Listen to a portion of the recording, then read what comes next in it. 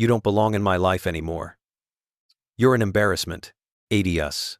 Those were the last words my son ever spoke to me 18 years ago, right before he turned his back and walked away, leaving me standing alone in the trash-strewn driveway of a house that wasn't mine anymore. The bank had taken it that morning. He took the rest of what I had left. This morning, when I signed the papers selling my company to a Chicago firm for $73 million, the banker shook my hand like I'd just won a national award. The pen felt heavier than it should. The number on the page blurred for a second, as if my eyes couldn't believe what my hands had built. I stepped outside, the Seattle wind slicing down the street. When my phone buzzed, unknown number. I almost let it ring. Dad? It's me, Rive. That voice older, rougher, frayed at the edges but unmistakably my son's. I saw the news. Dad, I need help. Please. I'm at the Harborview Hotel. Ace. I stood there on the sidewalk, breath fogging the air, watching strangers hurry by with their coffees and briefcases, chasing their own versions of success. And for a moment, I wondered what cosmic joke was unfolding. After 18 years of silence, he found me the same day the world found out about the sale. And, if you're still listening, maybe check if you're subscribed to this channel. Because the part that comes next, no one believes it unless they hear it from me. I didn't rush. I walked the whole way to the Harborview, letting the hum of traffic and the cry of gulls settle my mind. At 69, my pace is slower, steadier. I've learned that walking is sometimes the only way to keep yourself from drowning in old memories. I live alone now in Tacoma, in a small house near the water. My wife has been gone for years. Cancer took her quietly, the way she lived. After she died, the world seemed to fall inward. The job loss, the foreclosure, and finally Adam, my only son, turning away from me like I was something he needed to scrape off his shoes. Those years carved me down to bone and grit. I went from a middle-aged man with a family to a man standing in line at a food bank, pockets empty, except for a handful of receipts and a ring I could no longer bear to look at. I kept working, welding, repairing, taking any job that kept the lights on. And when the lights went out, I worked anyway. One meal a day, one pair of boots, one stubborn belief that if I didn't give up, something might change. Row Metal Solutions was born out of that stubbornness, out of a beat-up pickup truck, a second-hand welding rig, and $62 everything I had left after selling my wife's ring to pay off a medical bill that came 3 months after she died. It took me 2 years to survive, 5 to stabilize, 10 to expand, 18 to stand where I stood this morning, with a banker congratulating me for becoming a man my son would have respected if he'd ever taken the time to see me. The Harborview rose ahead of me like something out of a different lifetime, a place I'd seen only from the outside. Marble floors, polished brass, staff who looked at you long enough to measure the weight of your wallet. I gave Adam's room number. The concierge called up, then gestured toward the elevators with a practiced smile. 30 floors up. The hallway was silent, except for my heartbeat. Suite 3004. I lifted my hand, hesitated, then knocked. The door opened, and there he was. Adam hadn't aged the way I expected. His hair was threaded with gray, his face thinner, his shoulders drawn inward like a man carrying too much shame and not enough truth. Dad, he said, voice cracking. Come in, please. Edef to of and. The living room was enormous, bigger than the apartment I once lived in when I had nothing. Floor-to-ceiling windows overlooking Elliott Bay. A couch that looked like it cost more than my first welding rig. But the details hit me harder than the luxury ever could. An empty bottle of expensive bourbon, a laptop open on the table. Spreadsheets, glowing red, with numbers that spelled out failure. A stack of bills, unpaid medical invoices. And something else. A subtle messiness.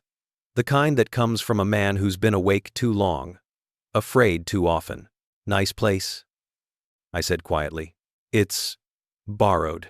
Stephanie's parents have a stake in the hotel. We're separated. They are divorced. He gestured to the couch. But I didn't sit. I'm bankrupt. he said, rubbing his face. My business collapsed. I owe $600,000. Stephanie left. Her family cut me off. I have nothing, Dad. And then I saw the Globe and Mail article about you. I need help. Maybe $1 million. Just to get back on my feet. If you can, Stu. I watched him carefully. My son, the same boy who once held wrenches for me in the garage, handing them over with a grin too big for his face. The same boy who became a man embarrassed by the smell of metal on my clothes. Did you ever wonder how I was doing? I asked. In those 18 years? Harborview. He swallowed hard. I thought about you. I just what? Couldn't call? Couldn't send one message? Or couldn't face the fact that you turned your back on your own father? Graft Flife. He looked down at the carpet like it held all the answers he'd avoided. I walked to the window, staring at the city below. Do you know what happened after you left me in that driveway? I ran out of money. I lived in a basement with no windows. I ate 1 meal a day. I worked until my hands bled.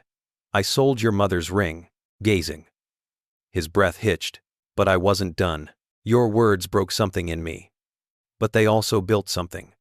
They taught me that relying on anyone else, family included, was a luxury I could no longer afford. End quote. When I turned, he was crying. Soft, silent tears. I'm sorry, he whispered. I regret it every single day. I was wrong. Dad. Please. I'm desperate. 1800 breeze. I stepped closer. Not with anger, but with the clarity only time can carve. And that's when I saw it, a corner of a white envelope under the coffee table. The edge of something official, something that didn't belong. I bent down and pulled it out. The logo on the corner stopped my breath. A private investigator. Every page inside carried my name. Photos of me leaving my bank, my house in Tacoma, my truck, my medical appointments. He had been tracking me, and in that moment, everything shifted. The wind in the room, the weight in my chest, the truth pressing between us like a cold blade. I looked at my son, my only child, standing in an expensive suite he couldn't afford, asking for $1 million he hadn't earned. And I realized this wasn't a reunion. It was a hunt. I turned the envelope over in my hands, feeling the weight of every photo, every line of surveillance. The paper trembled slightly, not because I was afraid, but because something colder had settled into me. A clarity. The kind a person only earns after surviving too much loss. Too many winters alone. You hired someone to follow me, I said, quietly. Adam's face drained of color. Dad. Listen, please. I just needed to know where you were. I didn't mean, how much did it cost? I asked. He hesitated. $5,000. $5,000. The number floated in the air like smoke. A man who claimed to be drowning had somehow found $5,000 to track down the father he'd abandoned. I set the envelope on the table, gently, the way a surgeon lays out an instrument. Sit down, I told him. He obeyed. The room felt too bright, too high above the city. Everything gleamed, the glass, the marble, the skyline, like a world I didn't belong in, like a world my son had chosen long ago, at my expense. You said you're ruined, I began. Lost everything, and is all. I did, he whispered. Yet you're living in a suite that costs more in a night than I used to make in a month. In everyone, it's temporary. Anavizopad. Everything with you is temporary, I said. Your loyalty. Your promises. Your family. It is letter. He looked away, jaw tightening with shame or frustration, maybe both. I picked up the laptop he'd left open. Numbers spilled across the screen. Debts, late fees, overdue notices, credit lines maxed out. But buried deeper were emails. One in particular that caught my eye. A lender threatening legal action over a forged signature. I tapped the screen. You want to explain this? His shoulders slumped. I didn't want to bring you into that. Isgoda, you already did. Has problems. He closed his eyes, as if bracing for impact. I didn't forge anyone's name. Stephanie did. Or, her family did. They used my access. They needed capital for one of their clinics. They told me it was normal. They told me it wasn't my business. With Gratter, I watched him carefully. His voice trembled at the edges, the way a building trembles before it gives out. Is that the truth? I asked. He nodded, but not with conviction, more like fear. I let the silence stretch across the room, settling into every surface, every crevice, until he was forced to look at me again. Dad, I didn't come here to lie. I came because I don't know where else to go. Dollar asked. My throat tightened, but not from sympathy, from memory. 18 years ago, I had stood on cracked pavement, watching him climb into a car that wasn't his, next to a woman whose family thought money measured worth. He told me I was dragging him down, that loving me would cost him too much. Now here he was dragged down by the same world he'd chosen over me, drowning in the same ocean he'd once thrown me into. I sat across from him, letting the weight of the years settle between us. Listen to me, I said, voice steady. For 18 years, you didn't ask about me. You didn't know if I was alive. You didn't know I slept in a shelter to save money. You didn't know I ate one meal a day so I could keep welding. You didn't know I sold your mother's wedding ring just to buy a welder that still sparked. Then, I have plied. Adam's mouth trembled. His eyes grew glassy. I was scared, he whispered. I was ashamed of myself. One of you two problem. No, I said. You were ashamed of me. Axis. He didn't deny it. And now, I continued, softer. You want $1 million from the man you couldn't stand beside when he had nothing. He pressed his palms to his face. I'm not that person anymore, Dad. I swear. I lost everything. Everything. I just need a chance. I stood, walked to the window, looked out at the harbor. The sky over Seattle had that winter gray tint, like a bruise spreading slowly. Ethan, he said, behind me, voice small. He hadn't called me Dad that time. He called me Ethan, maybe for the first time in his life. He saw me as a man, not just a father. I turned back. You want a chance? Then, you're going to hear the truth. 2 talons. He straightened, wiping his eyes. You don't get $1 million. You don't get $500,000. You don't get 100,000. And I reached into my coat and pulled out a separate envelope, one I'd been carrying ever since the company's sale started looking real. Inside was a check for $50,000. That's all? He asked, voice catching. 50,000. After everything you have? Dive knows. That's all you've earned, I said. And it comes with conditions. Very test. His brow furrowed. Conditions? Tell of this. Yes, because money without responsibility destroyed you once. I won't let it destroy you again. B-Day. Asked. I held up one finger. 1. You'll pay it back within 2 years. Every dollar. From honest work, no investments, no shortcuts. Well, I've quote. He swallowed hard. 2. You'll go to therapy. Not to fix yourself, but to understand yourself. Was now. He opened his mouth, but I raised a hand. 3. You'll volunteer 20 hours a month at the Seattle Food Bank. You need to remember what hardship looks like. He looked stunned, like someone had slapped hope out of him. And 4, I said quietly. You'll write me a letter every month. Handwritten. Not asking for anything. Just telling me what you've learned. End quote. Adam stared at the check like it was a test he wasn't sure he could pass. Dad, I don't know if I can do all that today. I exhaled slowly. Then, you don't get the money, and you don't get me. In the 7, he blinked rapidly, breath shaking. What if I try and fail? End quote. You try, I said. End quote. He reached for the envelope, hesitant, scared, hopeful, and in that moment, watching him hold $50,000 like it was the last rope thrown to a drowning man, I realized something painful and true.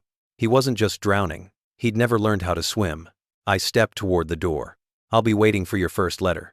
And, okay, Dad, he said, voice breaking. Thank you. I won't let you down. IFM. I paused with my hand on the doorknob, the city shimmering below us. "Don't thank me yet," I said. "The work hasn't even started." "It's sir." Behind me, the suite was silent, except for his ragged breath, and the small, fragile sound of hope, returning to a man who had forgotten what it felt like. I didn't look back when I left the Harborview. The rain had started by then, thin, cold droplets sliding down the windshield as I sat in my truck, hands resting on the steering wheel, breathing slowly until the ache in my chest settled. Seattle rain has a way of telling the truth. It washes things clean and makes everything sting at the same time. For a long moment, I didn't start the engine. I just sat there, listening to the soft patter of rain on metal, thinking about the boy Adam used to be, the kid who'd run barefoot across the driveway, carrying my lunchbox to the truck, asking every question under the sun, and the young man who'd later stood in that same driveway and told me I was dragging him down.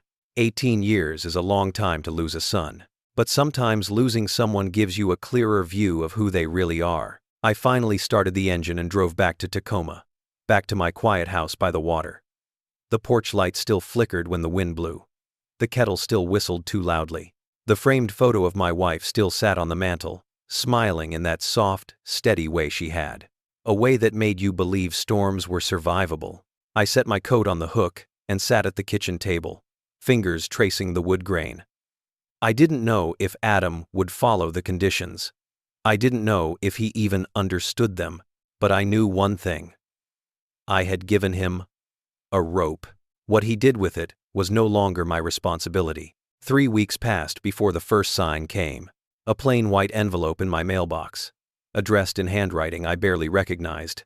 Shakier, smaller, almost like he was afraid of the page. Inside were 5 words. I got a job. Adam. No details. No excuses. Just a beginning. The next letter came a month later. Fuller, but still careful. He was working at a woodworking plant in Olympia. The pay wasn't great, but he said it felt honest. He wrote about sanding boards until his fingers hurt, about blisters forming and popping, about the way the sawdust clung to his clothes. He said he went home exhausted and strangely proud. I read that letter 3 times before I folded it away. Then came the third. This one was longer. He wrote about therapy, how he walked into the room expecting judgment, only to find a woman who told him he didn't have to defend himself. He said he'd cried, something he hadn't done in years. He wrote about shame, about the feeling of never measuring up, about the weight of letting people down. He didn't mention me directly, but the silence between the sentences carried my name. As the months went by, the letters became a rhythm, a heartbeat I hadn't realized I missed. One arrived with a photo of him at the Seattle Food Bank, hair messy, apron crooked, a shy half-smile on his face as he ladled soup into a bowl. He wrote about a man named Richard, someone living rough, who reminded him of me. He lost everything, Adam wrote, and he still thanks people for what little he has. I think I finally understand why you didn't give up, Esconbees. Another month. Another letter. He talked about cutting back on expenses, living in a modest apartment near downtown. He mentioned grocery lists drawn carefully to the dollar, nights he skipped eating out to save money, and the strange comfort of folding laundry he'd washed himself. There was a tenderness in those lines, something gentle I hadn't seen in him since he was a boy, a tenderness that had been buried under years of pride and somebody else's expectations. But buried doesn't mean gone. One evening, as I sat on my porch looking out at the water, the sunset staining the sky pink and gold, I opened a letter that felt heavier than the others. Inside, he admitted something he'd never said out loud. Dad, I was afraid of becoming you. Then this stirred. The words hit me harder than I expected. Not because they were cruel, but because they were honest. Painfully, deeply honest. He wrote about the Chen family.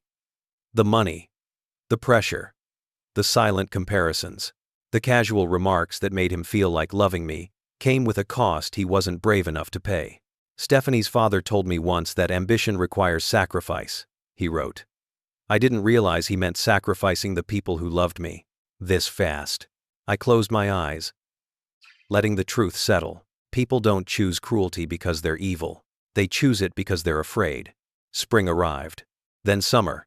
Adam kept writing. He started describing someone named Claire. Someone he'd met at the shelter. A volunteer coordinator with eyes too sharp to lie to. He said she could see when he wasn't telling the whole truth, and made him talk about things he'd spent years burying. She told him he wasn't a bad person, just a man who had avoided the hard path until life forced him onto it. At the 11-month mark, he wrote that he'd paid back $13,000. At month 14, $19,000. At month 16, $27,000. He enclosed receipts, neat, organized, proof of every step. By then, I'd noticed a change in myself. I looked for his letters, the way people look for sunrise after a storm. They didn't erase the past, but they softened something inside me, some frozen part of me I thought would never thaw. And then, one rainy Thursday, I opened my mailbox and saw a thick envelope. Inside was a single sheet of paper and a check, $50,000. Plus interest. He had done it. The letter shook in my hands as I read. Dad, I'm not the same man who stood in that hotel room begging. I'm not the man who left you 18 years ago. I can't undo the things I did, but I can change the person I am now. 2000. My throat tightened when I reached the last line.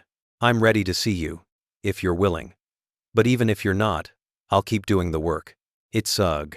I held the check for a long time. Not because of the money, but because of what it represented. 18 years of silence, broken by 18 months of effort. And somewhere deep inside, under the years of solitude and the armor I'd built to survive, a small truth rose to the surface. 1. Every 3,000 side, and their 5-day. When he in service. When he age 6 away. Maybe he had finally learned to swim.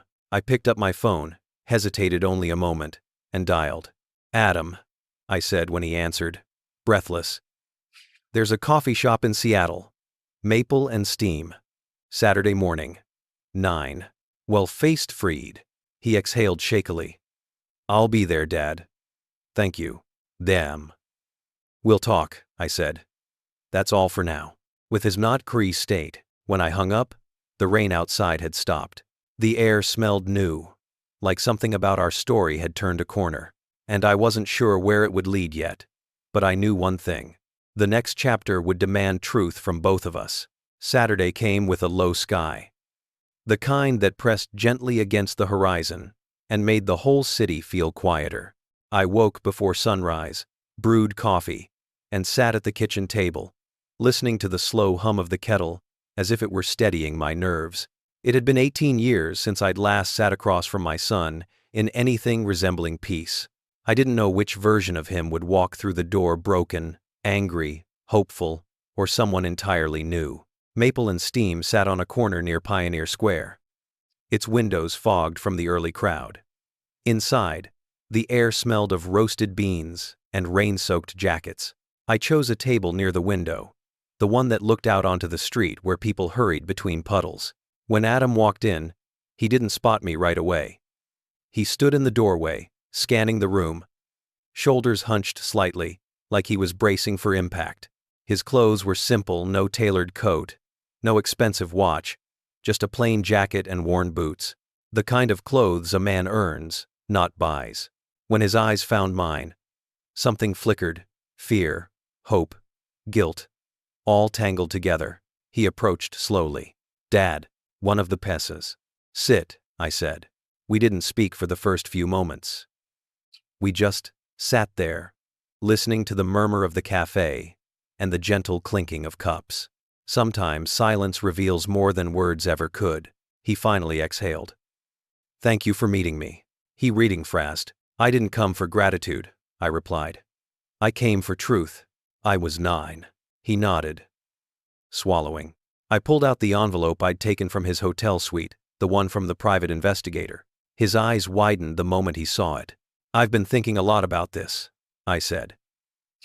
There are pages in here that don't make sense. It's a Beckstream. Dad.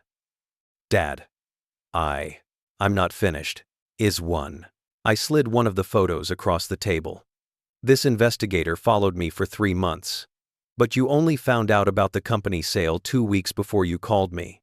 So who hired him before that? Adam didn't speak.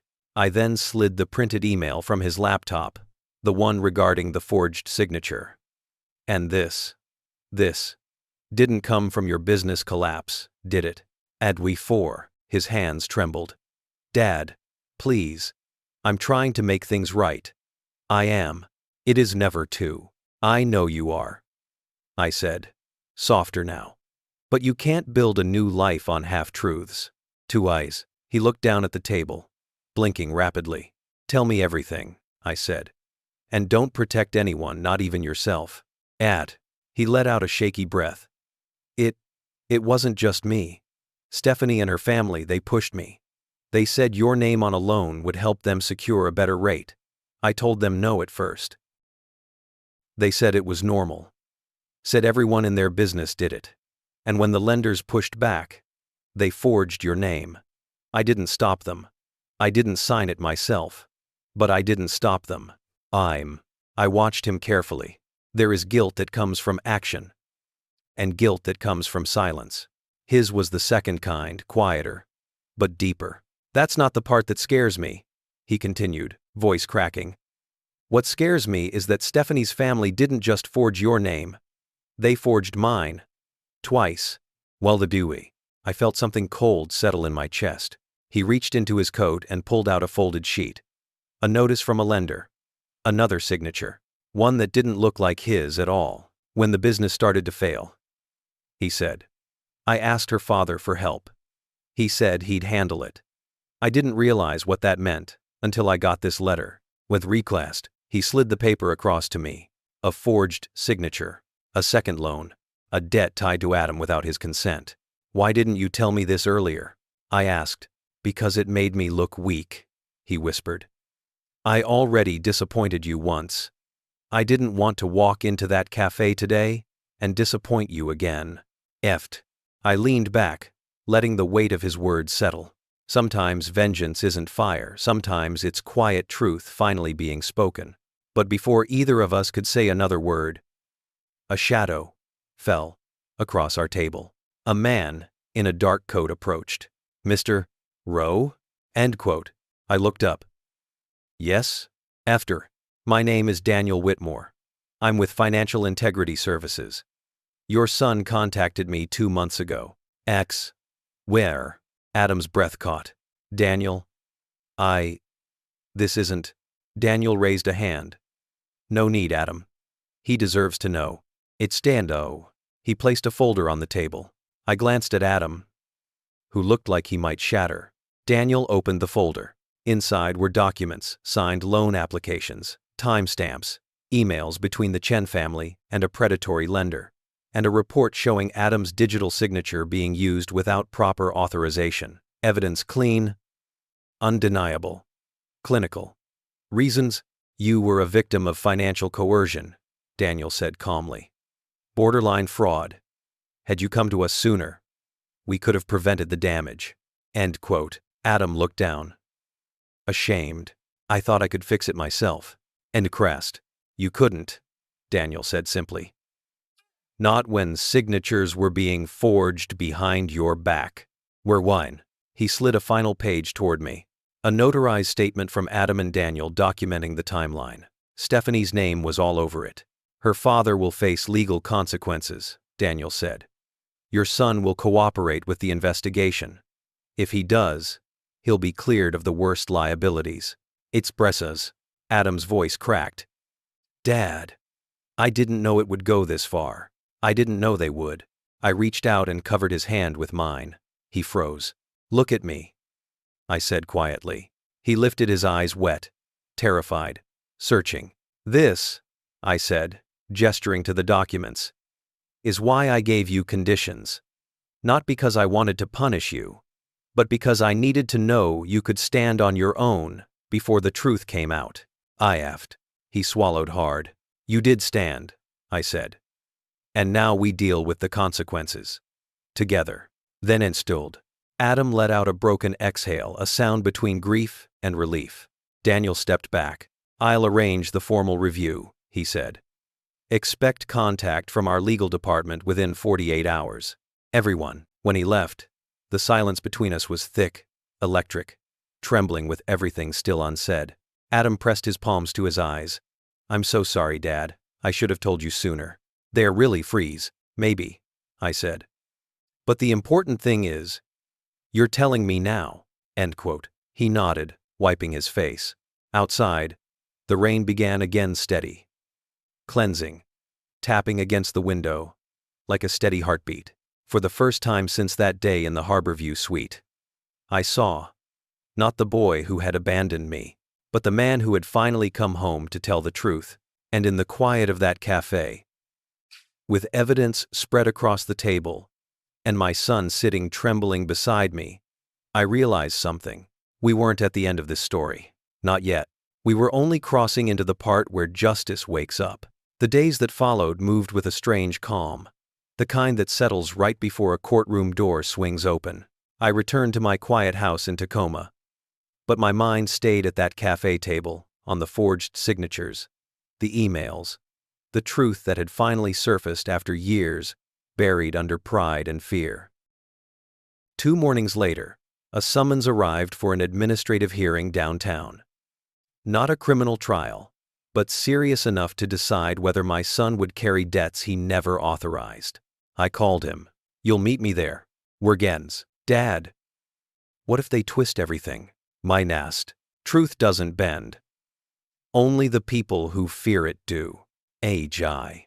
The hearing room overlooked Elliott Bay, calm and blue, while the air inside felt tight with consequence. When my son walked in, he looked steadier than the man I'd found in that hotel suite. No luxury, no borrowed confidence. Claire followed, offering him a small nod. Then she entered his ex-wife, and behind her, her father, carrying the same polished arrogance he had worn 18 years earlier. They took their seats with forced composure. The administrator began. This review concerns unauthorized financial signatures. If you know 2HIs. My son spoke first, voice shaking but clear. I didn't sign them. I didn't authorize them. And I wasn't alone. But a ripple went through the room when he said her family's name. Her father barked a denial until the investigator stepped forward with printed emails, metadata, login records, and loan documents created from systems my son never had access to. Her face drained as the evidence stacked quietly against them. The decision was direct. My son would not be held responsible. The forged loans would not follow him. Her family would face further inquiry. Outside, we stood overlooking the water, the sky breaking open with thin sunlight. He asked, "What now, Ed?" "Now you rebuild what was worth saving," I said. Justice had finally arrived, quiet, steady, undeniable. Tell me, would you forgive them, or would you choose justice? Tell me where you're listening from, and subscribe for the next true Canadian family story.